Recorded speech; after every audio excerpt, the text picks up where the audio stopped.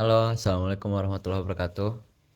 Kembali lagi saya Zikra Abidia di sini dan Marcel.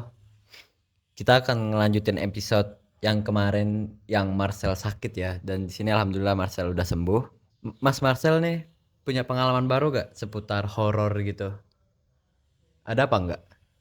Ya kalau pengalaman sih ada Mas tentunya. Banyak sebenarnya segudang pengalaman tentang hal-hal mistis gitu.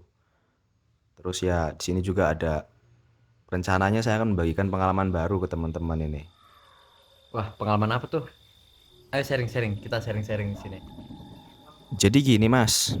Jadi cerita itu dimulai ketika saya masih menempati kamar belakang rumah saya yang bersebelahan langsung dengan sekolah tua. Jadi sekolah tersebut sudah nggak aktif sejak tahun 2013. Nah, pas waktu itu malam tiba. Saya sering terbangun jam 3 pagi. Sebenarnya udah masuk subuh. Tapi dari malam itu sudah mulai kerasa hawa nggak enak gitu. Seperti tiba-tiba ada bau bunga melati gitu. Dan ada gangguan-gangguan lain berupa suara yang tidak jelas gitu. Nah, tapi ini saya akan ceritakan di satu momen di mana saya tuh sering kebangun jam 3 pagi. Nah, saya tuh sering bangun jam 3 pagi dan merasakan ada seseorang yang datang di dekat kamar saya. Jadi selain ada orang yang datang itu, saya juga sering dengar langkah kaki orang yang berjalan dari jauh, dari arah jauh, terus makin dekat. Nah waktu itu saya mikir positif aja lah Mas itu, karena mungkin ya itu adalah binatang ataupun eh, ranting-ranting pohon yang jatuh gitu. Terus itu Mas Marcel cek apa enggak itu? Sebenarnya apa sih yang ngeganggu itu? Ya sebenarnya nggak tahu Mas, kalau saya pikir waktu itu saya beranggapannya positif aja gitu, bukan hal yang aneh-aneh, karena ya di satu sisi gak mau buat diri saya jadi parno gitu kan. Jadi ya saya nganggap aja kalau itu mungkin ada ayam atau kucing lagi lewat di situ.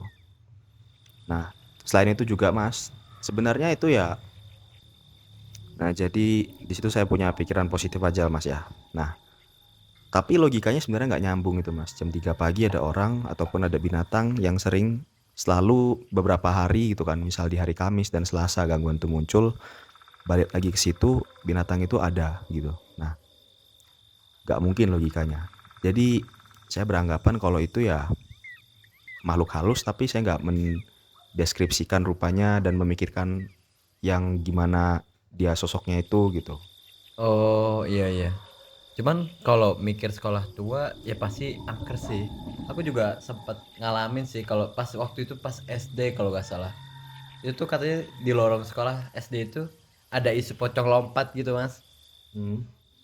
Terus gimana itu Mas? Kelanjutan ceritanya itu pocong lompat itu, atau sampai sekarang masih ada itu di sekolahan? Nggak tahu ya. Dulu itu pas SD ya, tahun berapa berarti 2006, 2007, 2010-an paling itu ya.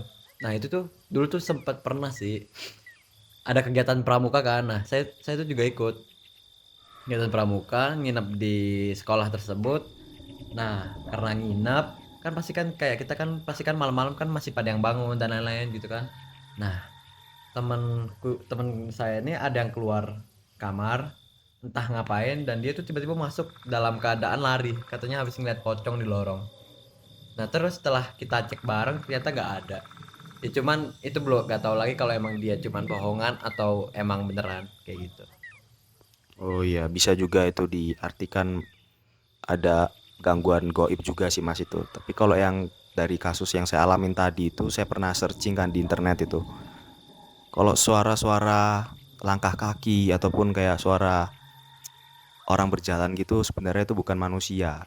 Itu suara kuntilanak Mas. Karena kenapa itu kuntilanak? Karena gini, kuntilanak tuh kalau jalan kan rambutnya panjang. Ya sebenarnya dia nggak punya kaki kan. Rambutnya itu panjang gitu. Jadi ketika dia jalan, ketika dia lewat itu, yang menimbulkan suara itu adalah suara rambutnya itu yang menyentuh ke daun-daun yang sudah gugur gitu, daun-daun yang sudah jatuh. Jadinya ya itu yang menyebabkan muncul suara-suara begitu. Dan itu terjadi nggak cuman sekali dua kali, tapi rutin gitu loh. Sumpah baru tahu kalau emang apa ternyata kuntilanak kayak gitu loh dari internet. Oke, ini ilmu baru sih. Ilmu baru buat pengetahuan goib soal kuntilanak. kayak gitu. Oke, sekiranya cukup kali ya, Mas Marcel. Cukup, Mas. Kami tutup dulu. Nantikan episode selanjutnya. See you. Wassalamualaikum warahmatullahi wabarakatuh.